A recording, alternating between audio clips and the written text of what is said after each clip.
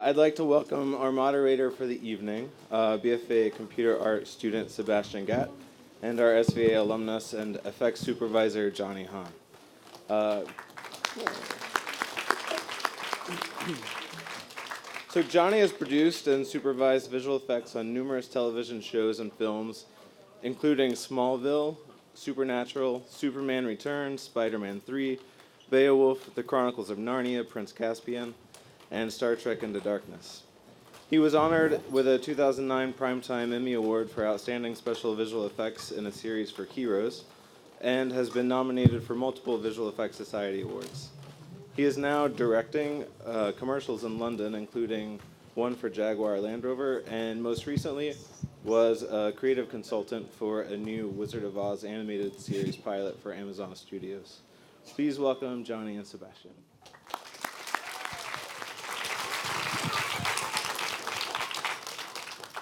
So right off the bat, I love that movie, like a lot. So right off the bat, Johnny, what exactly did you do as an FX supervisor on that film? Before I go into that, I just want to say hi to everyone. It's really great to be here. And just before we go into anything, I'm one person here, but there's hundreds and there are probably more than thousands of people working this film. And even in visual effects, there's so many supervisors upon supervisors across different sequences of the films, across different shots. So, I'm just one of many. But in terms of what I did on this film, I was hired by ILM, Industrial Light and Magic, part of Lucasfilm.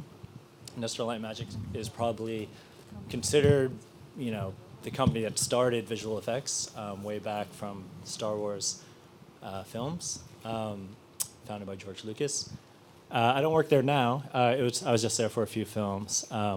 So I was there as the effects supervisor for a few sequences of the film. It was some of the water battle sequences, a lot of the underwater stuff, the stuff in Alaska, and just various shots here and there. And so this was at the ILM studio that we set up in Singapore, and I managed over maybe 40 effects artists. And on top of me is a visual effects supervisor, then a senior visual effects supervisor. So again, a lot of different people. As you guys can see, there's so much work that goes into these shots, and you think of just the number of people that go into it, and really what it is. Any of these fantastic shots are the culmination of dozens and dozens of really talented people. And each of these artists, they tend to have a specialty in one area or the other. Some of them are compositors who work with putting the images together in 2D. Some people are 3D specialists. Some are 3D modelers that build the characters. Some are just designers. Then there's effects simulation, which is the area I covered, which deals with all the particles of water, splashes, smoke, explosions, rain, snow, anything that kind of moves in a liquid or kind of smoky way.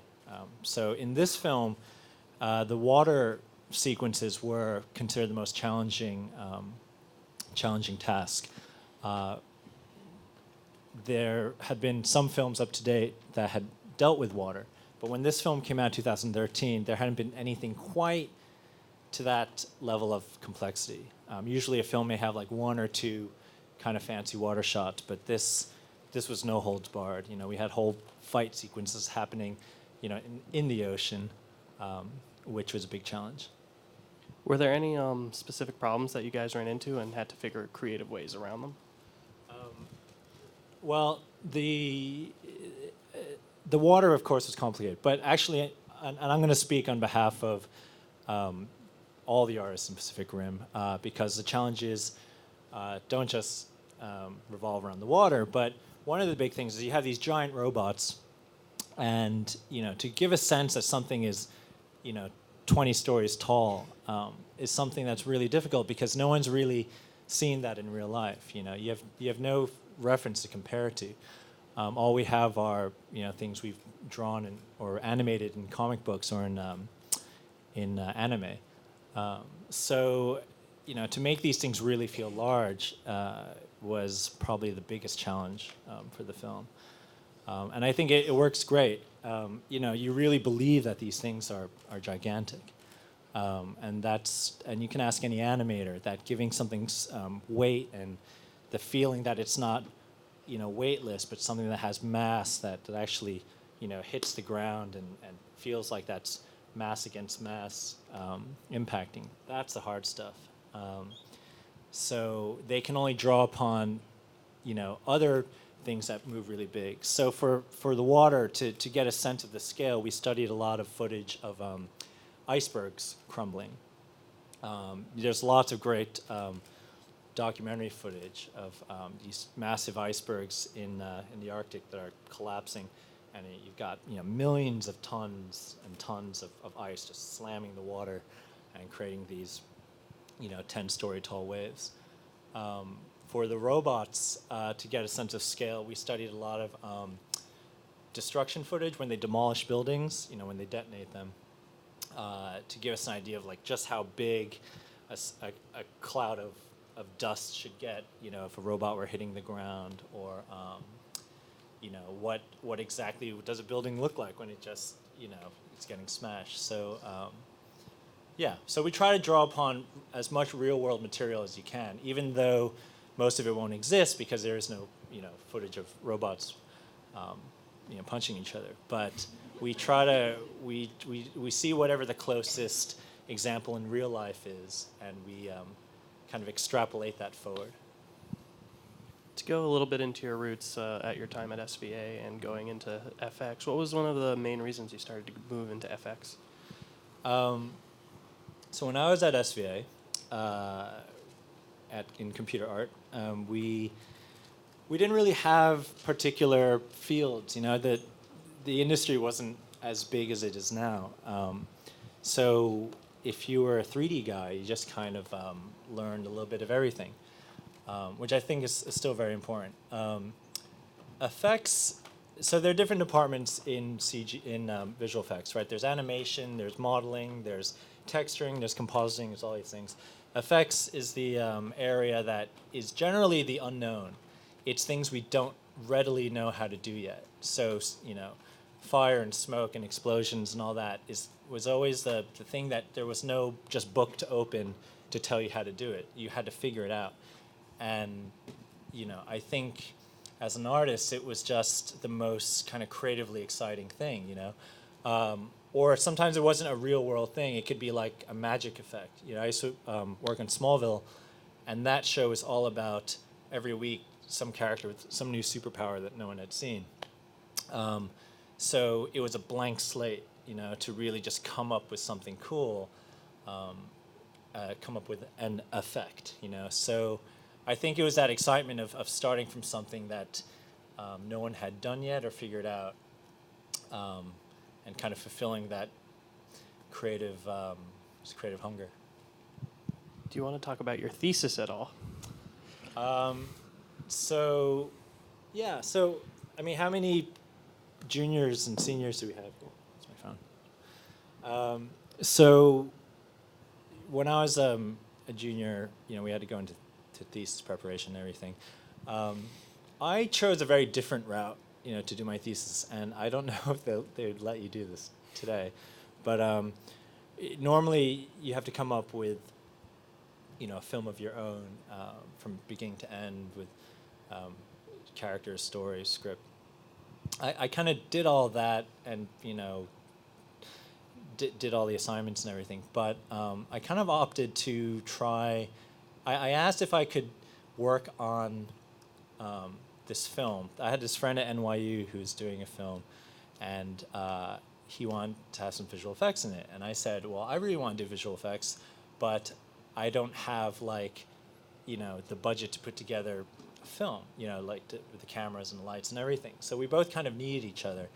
And it was kind of a special case to let us collaborate together. And the task for me was if I could pull off doing these effects in, but before the year was over. And it wasn't, and the lesson wasn't just for me to do it, it was the task of leading a team. So I was able to work with some other sophomores and freshmen to help out, and they were fantastic.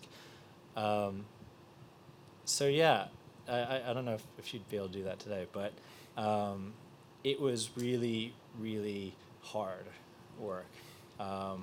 But as it should be, nothing is worth doing unless it's hard, or else why are you putting the time to, wake up early and go to class, right? You gotta should be doing something that really pushes you, and that thesis was really hard. Yeah. Well, right off the bat, it seems that you went really hard for your thesis. From your 4 years at SVA, including what you learned from your thesis, how would you say SVA prepared you best to go on as an effects animator, effects supervisor, and even now a director? Yeah. So, look, when you're in school, you think you're gonna do something. You have some crazy idea of what you might do, what you might become, and you can try to plan for that, and you can try to sort of, look up to all the people who may have done that before you. But I think what's most important is that you just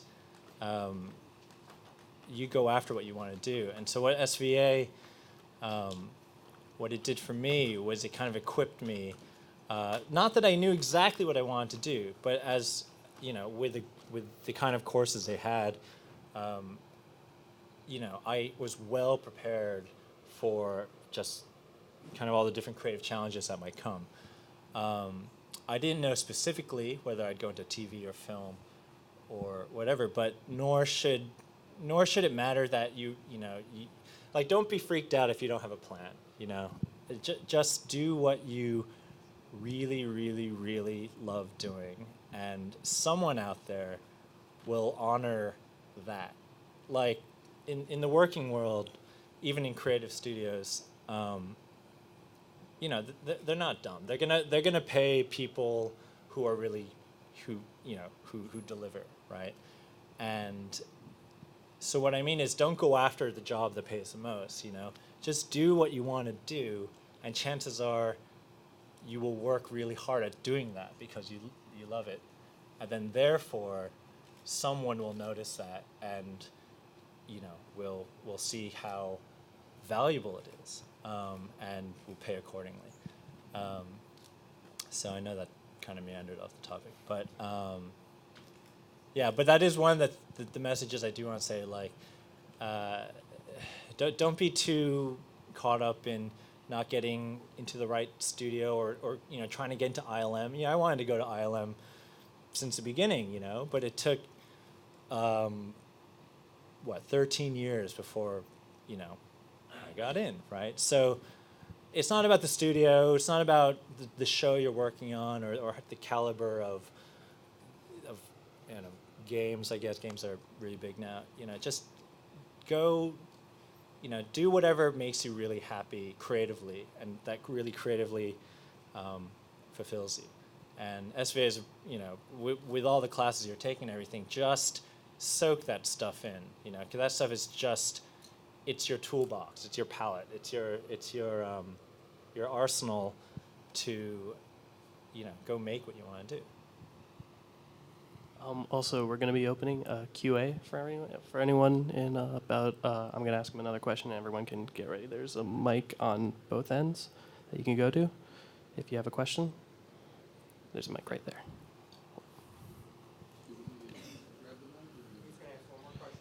Yeah, everyone can line up while I ask. So you've gone from effect animating to an FX supervisor. You're directing now. You're based in London. What has been the transition like between those different areas of the profession? So I mean, it's kind of similar to what I was just saying before, in that, there might be a certain, department you get into, or, there may be a certain job title, or a certain, whether it's a TV show or a film. And I think what's important in this, especially in visual effects, is don't get caught up in like don't get caught up too much in like the software or you know what all these things that are so like mechanical and technical, because really the thing across any discipline is that it still taps into the same creative part of your brain, you know, whether you're painting or drawing or in photography or animation, you know, or playing an instrument, you know, it's all just about relying on creative instincts, you know, and honing those honing that palette again, honing that toolbox of things, you know, knowing how to just creatively fly on autopilot, you know. So it whether you know I never wanted to be an effects supervisor. I was just an artist, right? I was just a 3D artist. And actually, before I became an effects supervisor, I was asked to do 2D. I was asked to do compositing. Because when you work at small studios, you're just going to be asked to do whatever, you know, they're short of, you know. There's going to be some day where some guy's sick and they're like, oh my gosh, someone needs to put this shot together because it's got to go out at 3 p.m., you know. And it's like, okay, I'll try to do it. And so it's not like, oh gosh, I'm not a compositor. I didn't go to school for compositing. I went to school for 3D. It's all the same, you know. It's all buttons and all that technical stuff. You know, you can just watch some tutorials online. It's just tapping into your creative instincts, you know, and that doesn't change across any medium, even if it's animated or cell animated or CG or interactive or, you know, VR now, which is really big. You know, it's all the same. It's all the same thing. So basically, yeah, you may be asked to you know, you may find a great job opening at some company, but it's not exactly what you were gonna do or hope to do. But don't worry about it. You know, just go for it and see how it works, and don't be afraid that it's not exactly the thing you were trained in. You know. Okay, so we're gonna open up to some QA. Let's start over here. So, when you made your, what was, first of all, you didn't explain what your thesis, the narrative. Yeah. Obviously, doing, you know, getting into the specifics of technical effects and all is a challenge and something that is a great skill to have no matter what else you do. But at what point do you want to loop around and make a film? Do you want to create the narrative and take it through the through line, or is it something that you want to do as a collaboration? Where do you see yourself moving? Because obviously in the school, the demand is for you to make a whole, an organic whole. Yeah, that's very true. And so personally, for my career, actually ILM was sort of the last stop for me in terms of being on this visual effects track, let's call it, because this was in 2013, and it's since I had lived in London before, so I moved back to London to be a director. It's because I had this realization. It wasn't 2030. It was in 2010, where I kind of said to myself, "Okay, this is fun. This is great. We're making incredible things, and we get to dream up stuff. But is it really, you know, my film, or is it really my content, you know?" And at the beginning of your career, you're going to be asked to do something that's so far removed from what you really want to do, and you inch closer and closer and closer and closer to getting closer to your real creative vision. But, you know, at the end of the day, you're just a visual effects vendor for a filmmaker, right, for another director. So I said, well, you know, maybe the real creative fulfillment will be when I'm telling my own stories, not just per shot, because we're always told in visual effects, yeah, every shot has a little story, so, you know, motivate it with something, right? So I said, okay, well, what if I try to make my own films, right? So I was in Sydney at the time, working at Animalogic, which is a great studio, by the way. They did Lego Movie. And I said, okay, well, let's try this out. So I read up on it. I took some acting classes and all this stuff. And then I got this call to go to ILM, and I did all that. And then I said, all right, well, let's really now try to make your own stories. So now I'm in London. I'm a commercial director, doing a lot of TV adverts, TV commercials, and I've got a few, films I'm trying to get off the ground. Yeah, and so and that all goes into what I was saying before, like whether you're, just because you're an animator or a 3D modeler, it doesn't mean that you're not equipped to direct something. All these paths are just they don't exclude each other. One of now as a director, I mean, I haven't directed. I did a few car commercials last year and things, and the first thing I realized, I think, when I kind of was in a proper commercial was, hey, this actually is kind of easy. I don't mean that in a boastful way. I mean that in a, like, the questions I'm getting asked as a director are like, how do you want to frame this shot? Where do you want to put the light? And I'm like, it's easy. You do it there, because it's what, I've been doing for the last, 10 plus years. And again, it's not because you know a piece of 3D software like Maya or something. It's because in Maya, you know where the light looks good. So it's not about the tools and the buttons and the software or your computer. It's about trust. It's about honing all these sort of visual instincts. And on a narrative level, especially for animators, all that time you're taking in.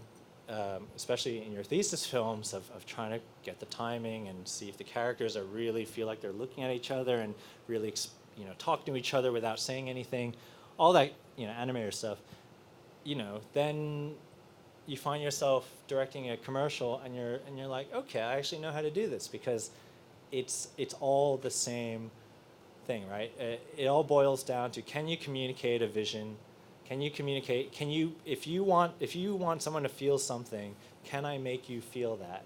Whether it's the way someone moves as an animation, whether it's the composition of an image, whether it's the design of an image. They're all just parts of the same pie. So yeah, in that sense. And maybe this came out of because my thesis, it wasn't directly my narrative, but I am very much now pursuing making my own films, my own stories. So, cool. Over here. Hi, thank you for coming, by the way. So, I'm really interested in technical. And obviously you had to work at Singapore and probably also work with the San Francisco office at some degree. I don't know if maybe you had some artists in Cali and then some in Singapore. How did you dealing with these artists that are across the globe from each other, if you did? What type of management did you have to do? And if also on the pipeline side, were there any tools that had to be developed or to improve the communication between you and your artists? I think I can talk to that while you're saying you're coming from a technical background. I can talk about that technically, but also like on a social level. So my first international place was at Animalogic in Sydney in 2010. And boy, did that blow my brains, because, all of a sudden I had to work with, especially in Australia, where there aren't that many local people, of effects people. We had guys from Italy and France and Russia and, Venezuela, and it's of course there's a language thing, which is not such a big deal, because we have such a visual medium that it's, at the end of the day, it's pedal to the metal, right? Or at the end of the day, it's money where your mouth is, right? Like, if you can show me the image, then it's okay if our grammar isn't perfect, right? But on a technical level, thank God for off-the-shelf software, Houdini and Maya and Nuke and all these things. They're global software, Animalogic, their biggest struggle was trying to teach everyone all their proprietary stuff, you know. So carrying that further to ILM in Singapore, which is an identical pipeline to San Francisco, like it's literally the servers are cloned overnight, you know, for all the relevant stuff we're working on. Again, the biggest problem is like, oh my gosh, there's only like 20 people in San Francisco who actually know how this stuff works. How do you teach everyone else? So we actually did push really, really hard in this show to use Houdini for a lot of the, and a good percentage of the effects were done in Houdini. Mainly the ones where we had a lot of artists who had never worked at ILM, you know, ask, hey, can I just do this in Houdini? So, yeah, but luckily the way, and this was ILM's first big experiment with off the shelf. They've always had a big ego about let's use our own tools. But the way the industry is going and the way there's such good software out there, you know, every shop from, you know, Mumbai to Shanghai, you know, got the same software, and there's so much competition now. In a good way. I'm not saying it's bad at all. I actually think it's great because this is going to force the caliber of everyone to be even better at what they do. But yeah, I think the days of a lot of proprietary software are going to start to go away. But cool. Thank you. Yep. Right here. Hi. First of all, I would like to congratulate you on what you and your team accomplished in Pacific Rim because it's extraordinary and beautiful to watch. Secondly, I know that no script is ever shot exactly as it's written, and I was wondering whether, because of time or budget reasons, or maybe just because of the pacing of the film, if there are any sequences that were maybe originally scripted or storyboarded, and then decided, well, maybe we can do that in the sequel. Fingers crossed. Having worked on a few big effects films where whole sequences are sometimes completely CG, which, by the way, is why, again, there's no difference between like animated films and live action film. Like, they still make this huge. They think people have to know two different things, but it's all the same. But on this film, Guillermo del Toro is a director who we all know comes from this incredibly rich creative background, and it was probably, aside from the internal issues, the most external issue-free film I've ever worked on. And one nerdy example of that is every shot is numbered, right? By the end of this film, every sequence was still shot 10, 20, 30, 40, 50, all sequential. Where like I've worked on some films where shots go from like 752C-B and the next shot's like, 4.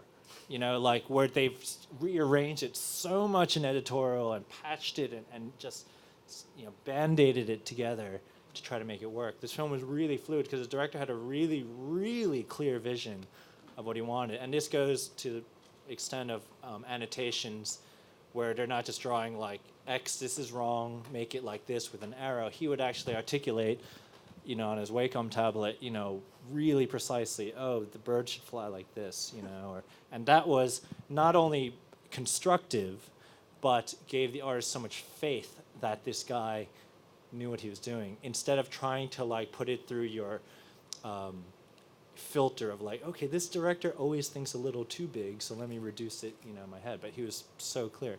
So in terms of what was cut, actually, a lot of sequences were cut that came back at the last moment. So the whole Sydney battle was cut, and in the last 6 weeks of delivery, it came back, and said we got to put it all together. That's why it looks a little rough. But the Alaska sequence where Gypsy comes out from the fog was That's a little longer. fantastic.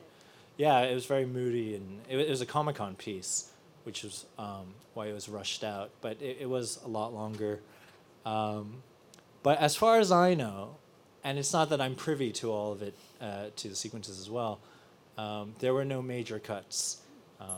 And again, I have worked on films where like whole sequences after they've been finalized get cut, So, yeah, that's all I can say about it. Thank you. Okay, right over there.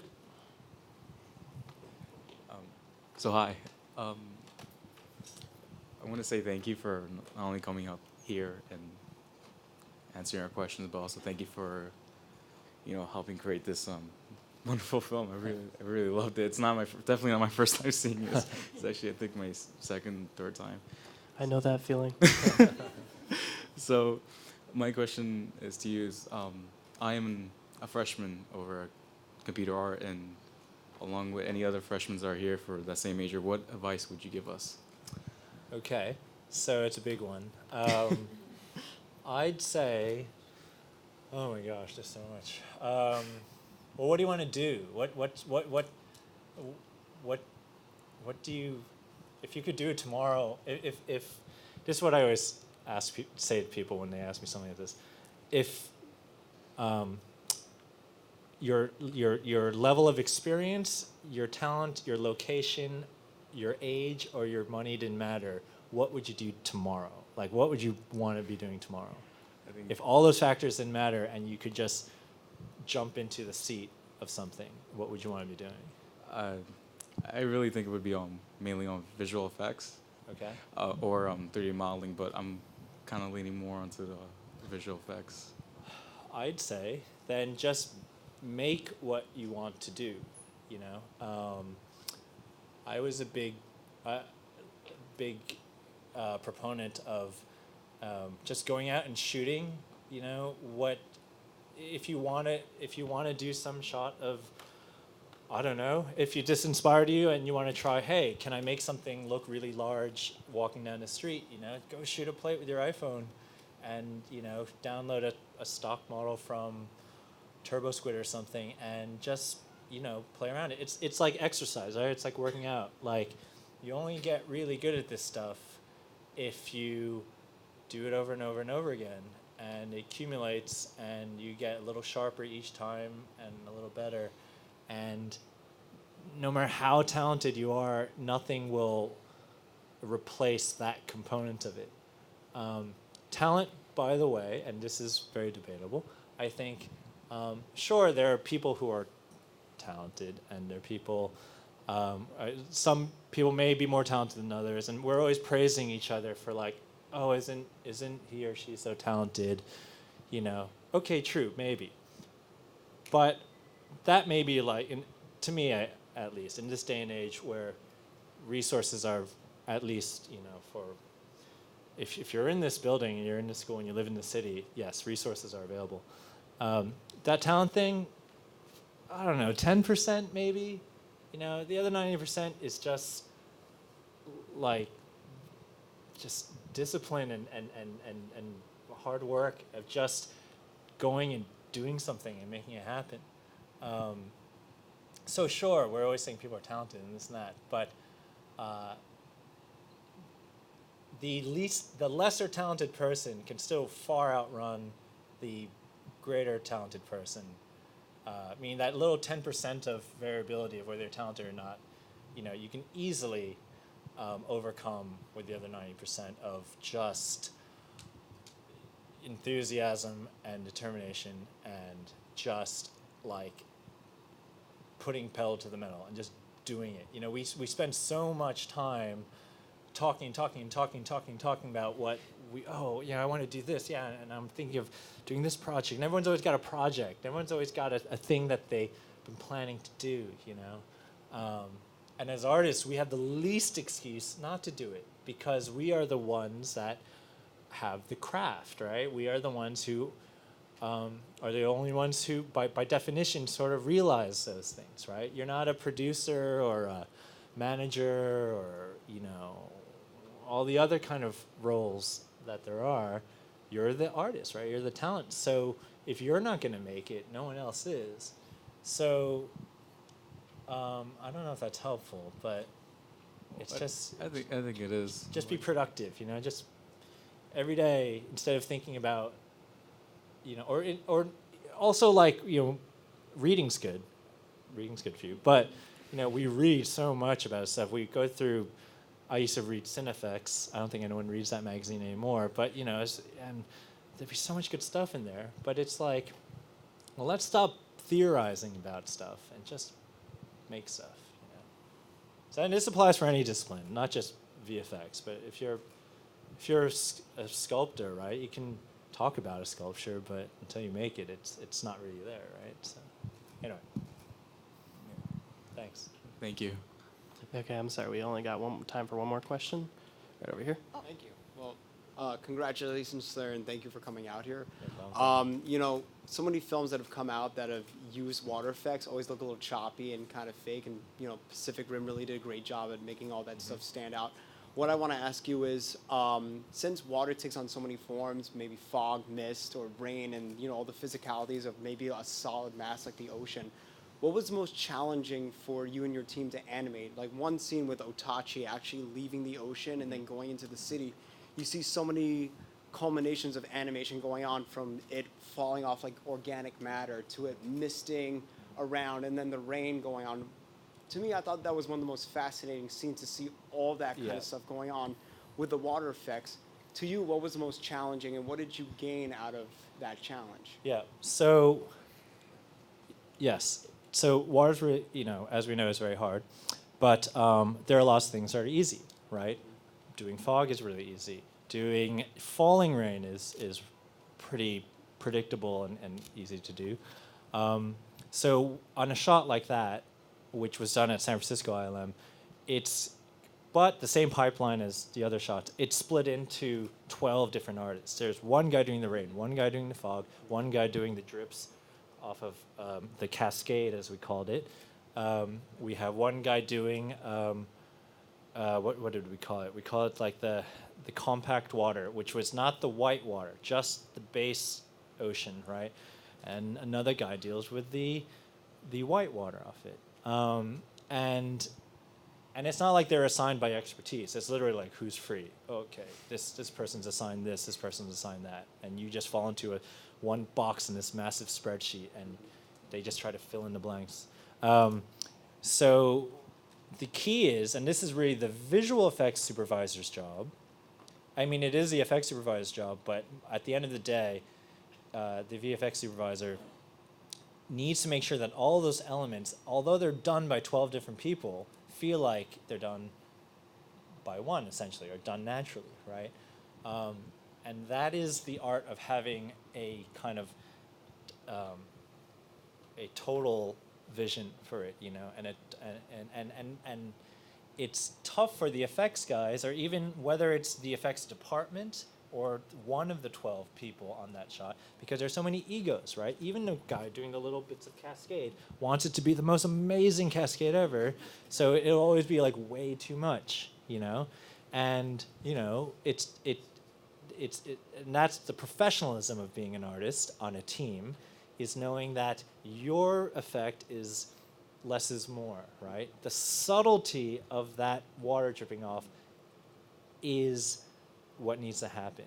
And so a part of it is management. If a good VFX supervisor needs to crack heads and say, I know you really love it, but you got to dial it down. And understanding the balance, and that an effect can be so faint that, frankly, you probably can't even see it sometimes.